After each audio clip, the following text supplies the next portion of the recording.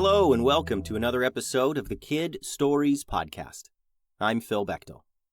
Let's get to a couple shout-outs. Avea sent me a voice message through SpeakPipe on the Kid Stories Podcast website, and she had a birthday earlier this month. Happy birthday, Avea. I hope for your birthday you got a never-ending bag of chips and a fireball spell scroll and a real hoverboard that can fly and a big bucket of goofballs. I think if you were a character in the stories, you'd be a powerful witch who runs the cat farm, where magical plants grow and cats come out of the plants, and you teach the cats magic and how to talk before they journey out into the world. Thanks for listening, Avea. And Francois, who reached out to me through Spotify to let me know her birthday is June 9th. Happy birthday, Francois. I hope for your birthday you got a robot guard dog and a pancake launcher and an invisibility cloak and a big bucket of goofballs. I think if you were in the stories, you would be Queen of the Tree People, and you would lead the Tree People into battle against the dark sorcerers of doom who seek to use the power of the trees for evil. Thanks for listening, Francois. Today's episode is titled The Scavengers, Part 2. Liam and Nathan pushed their ship to the max and got to Rifa in no time. They started preparing for Blackstar's arrival by meeting up with an old friend. "Oh man, I thought you two would never come back to Rifa," Kyle said as the three shook hands and got reacquainted over lunch. "Nah, we love Rifa," said Liam. "The trading's good, and I love this meat on a stick." He took a bite of a large chunk of barbecued meat impaled with a skewer. "That's tongue, dude," said Kyle. Liam and Nathan stopped chewing. "Tongue? From what?" Nathan asked. "It's heifer tongue. You know those big, hairy jungle cows? The things have like 8 tongues or something. Some people love heifer tongue, but it's, not really my thing," said Kyle. Liam and Nathan slowly swallowed what was in their mouths and then set the skewers on their plates, their appetites fading at the thought of a heifer mouth with 8 tongues. "Listen, we're in a bit of a pickle and we need your help," said Liam. Kyle leaned into the table as Nathan's voice suggested this was discreet. "We found the quantum core, and we're going to sell it to Blackstar here on Rifa," Liam whispered. Kyle's face went from excited to hear they found the core to confused when Liam mentioned Blackstar. Kyle looked around suspiciously. "Blackstar? Are you kidding me? They're the most evil organization in the galaxy. They're out to get us all, and you're making deals with them?"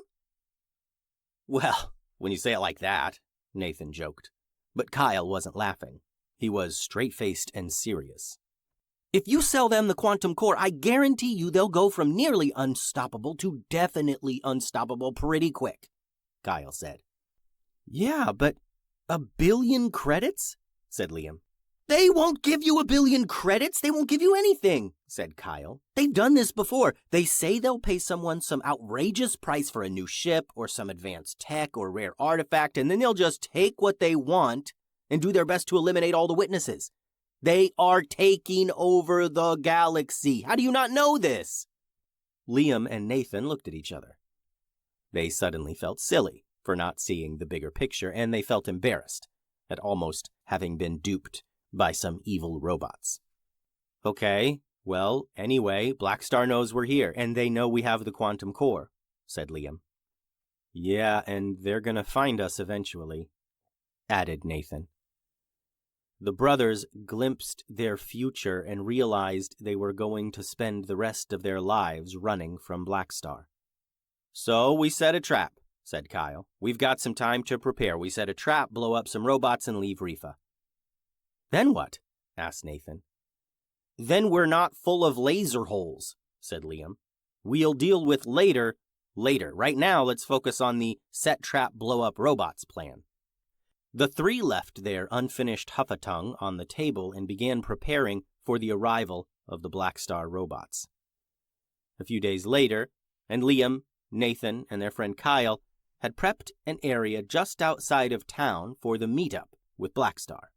They stood looking over a small field surrounded by mountains. Liam held up a datapad and reviewed their plans. "Okay, so we've got laser turrets hidden in the mountains here, here, and here," he said, tapping the screen. and then the escape tunnel is here, which leads to our ship hidden in that mountain there. Liam pointed out to a small mountain in front of them. Sounds simple enough, said Nathan. We get the robots down there to make the deal, activate the turrets, which blast the Blackstar bots to bits, and we keep the quantum core and 1 billion credits. And then the rest of the Blackstar robots catch wind of what happened, and pretty soon we've got 1,000 more robots on the hunt for us, added Kyle. Yeah, that part doesn't sound so good, said Liam. Liam's datapad lit up. Uh-oh, they're here. Nathan and Kyle leaned in and saw the Blackstar incoming notification flashing on the screen. All right, I'll go prep the ship, Kyle said, and he ran off into the secret tunnel leading into one of the mountains in front of them. Liam and Nathan leaned down, and each of them lifted up the large custom crate they had salvaged from space debris not a week earlier. The only difference was this case did not have the real quantum core. It was a fake they made in Kyle's workshop here on Rifa. You think they're going to fall for it? Nathan asked, as they lugged the case over to the clearing at the base of the mountains. I think we're going to blast them to bits either way, said Liam. Liam and Nathan stood in the clearing and watched as a Blackstar ship descended from above. The ship was about 3 times as big as their own. Like all Blackstar ships, it was painted black and white. And like all Blackstar ships, it was an abomination. It was covered in twisted metal and strange symbols. Some say a virus infected the Blackstar robots and drove them mad. Looking at one of their ships, it was easy to see why people thought this. The ship looked like it was helmed by a wild space pirate crew. The pressure from the ship's engines created a strong wind as the ship landed, and Liam and Nathan were nearly blown down. The loading ramp slowly lowered to the ground, and 6 robots walked out. 5 of the robots looked exactly the same, all black, with white circles sloppily painted on their heads and bodies. They carried no weapons, but the brothers knew they surely had some tricks up their sleeves, even though they didn't actually have sleeves. The robot leading the group was different. It was the one Liam communicated with the other day.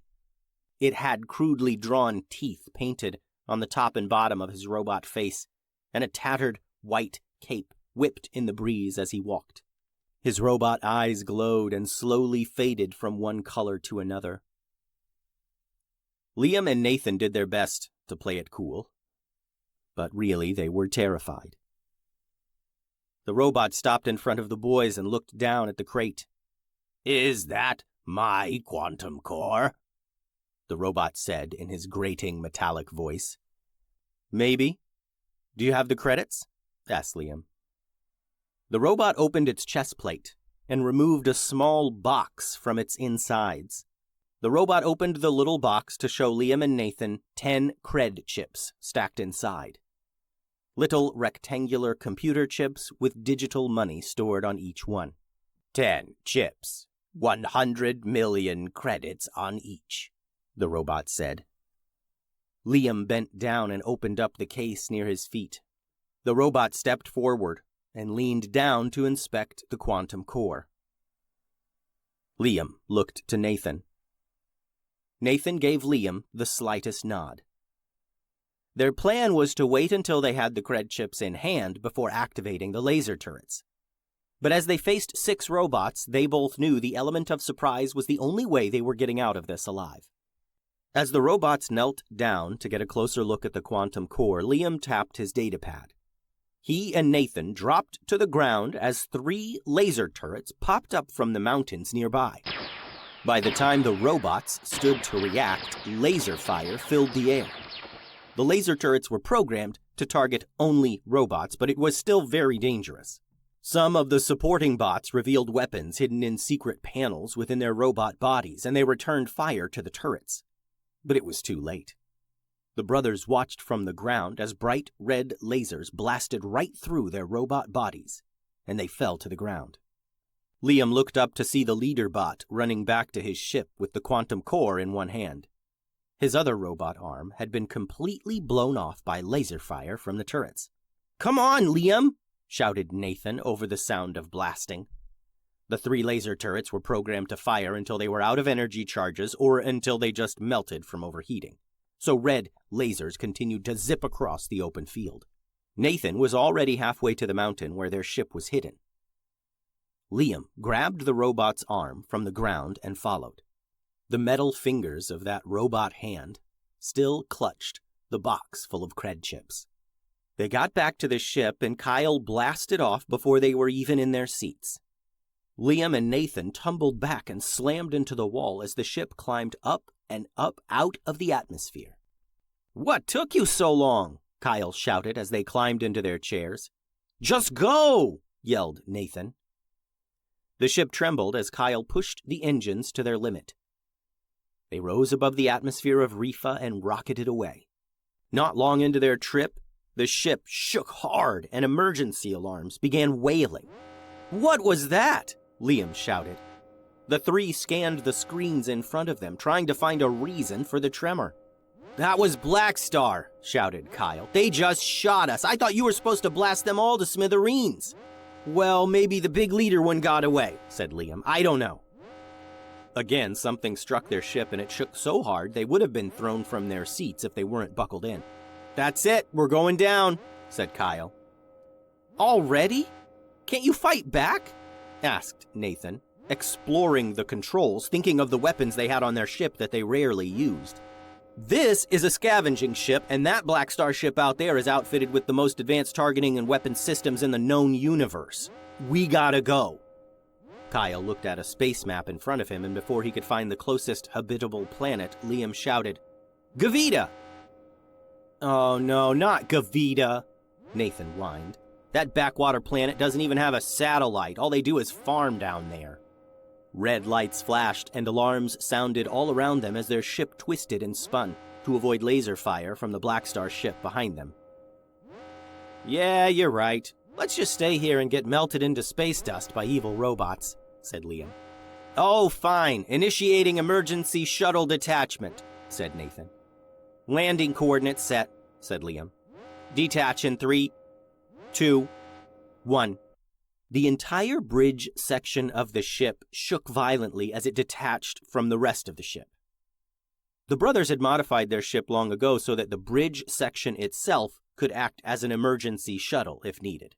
As the emergency shuttle rocketed down toward the surface of the planet Gavita, they turned on the rear cameras in time to see the rest of their scavenger ship completely explode.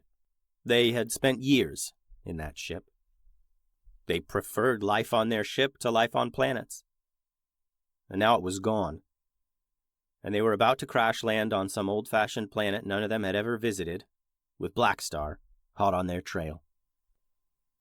The end. Thanks for listening, friends. The website is kidstoriespodcast.com. Send all your drawings and shout-out requests to kidstoriespodcast@gmail.com. Adios.